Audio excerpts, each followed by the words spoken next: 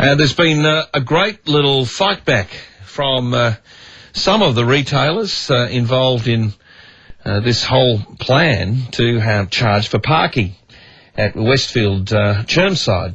I kind of actually think that it's not a bad idea if it frees up car parking for people, that we have a scheme by which for the first couple of hours it's free and then after that you start to charge. But one of the retailers' associations, the Shopkeepers Association Executive Director Scott Driscoll is on the phone. They're planning legal action, or threatening legal action against the giant Westfield Corporation over their plans to charge for parking at Chermside. G'day, Scott.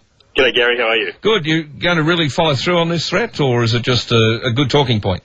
Mate, these things are provided for within the Retail Shop Leases Act. If there is a real impact, which we think there will be if Westfield carries out, and traffic is, and foot traffic we're referring to now, is slowed past stores or into the centre, there's provision for that sort of harm that's caused by the Westfield Corporation. So you think there's a potential for a buyer's strike if people are having to pay after a few hours in the car park for parking? They won't go to that centre.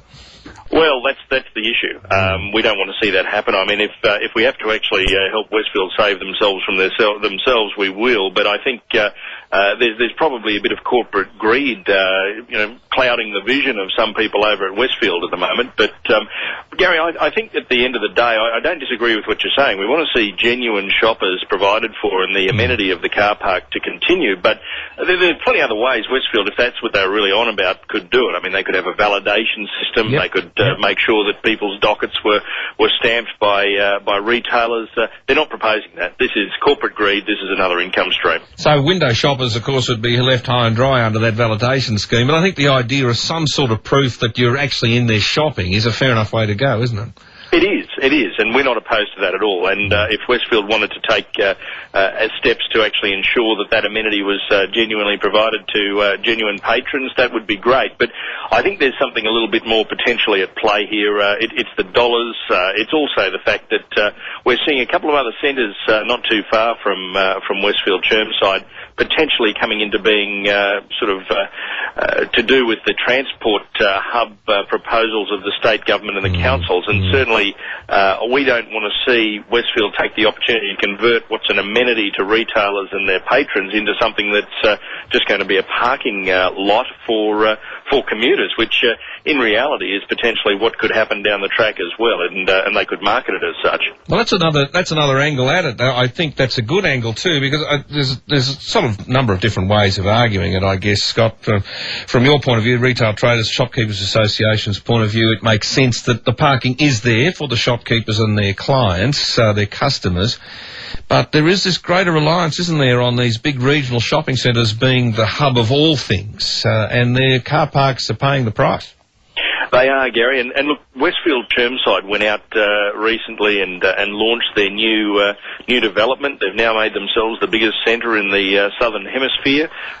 They did all of that knowing exactly what the lay of the land was and where the goalposts were up there on the north side of Brisbane. There's no way they can throw their hands in the air and say, look, we were taken a bit by surprise by all of this. They've made no potential provision for it, and now they're crying poor, and I think they need to be called out on it, quite frankly. I don't know what happens at Chermside, but I can say Westfield Garden City, which is out my part of town, all the streets around it are filled with cars who want to park in the suburban streets as they get, the commute into the city. They hop on the council bus. They can't get into the car park at Westfield before 9 in the morning. I think all of that's fair enough. But if they were charging for parking, maybe Westfield would build more car parks and people would be off the suburban streets. Yeah, look, Gary, I'm not against it. If Westfield actually want to go and do something purpose-built and do it separately, that's fine. I'm primarily concerned for the retailers who've gone and set up shop, literally, under the current goalposts, knowing that there's a free car parking amenity there, building their business on that basis and knowing their customers would be catered to in that sense, and then having Westfield come and try to pull the rug out from under them and create another income stream for themselves. All right, well, Scott, I think that's a pretty fair and reasonable view you've got on that. Scott Driscoll is the Executive Director of the Retail Traders and Shopkeepers Association. Thanks for your time and Merry Christmas. You too, Gary. I hope your members make lots of money. We do too.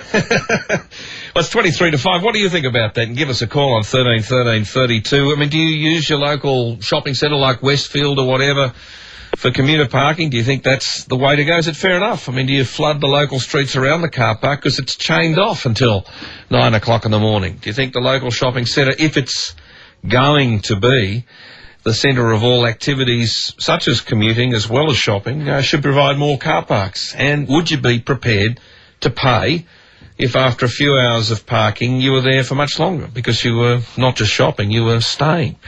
I don't think there's anything wrong with charging, say, after 3 hours. Myself, my visits to Garden City are like a once-a-year holiday because it's so darn hard to get a car park at this time of year.